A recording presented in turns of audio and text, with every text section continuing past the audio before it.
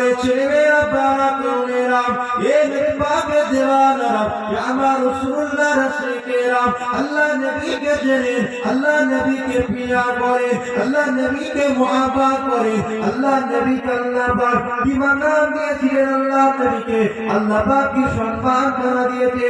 এ মুসলমানের ছেলেরা ও আমার ভাইয়েরা, ওই সময় দেখতে পাওয়া যায় ওই ভিক্ষুক মানুষটা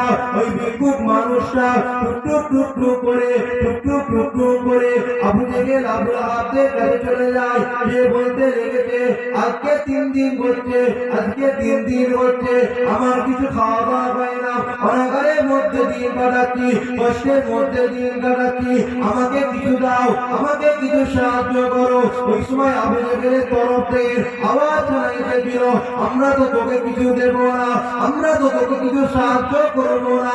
ওই যে দেখতে পাচ্ছি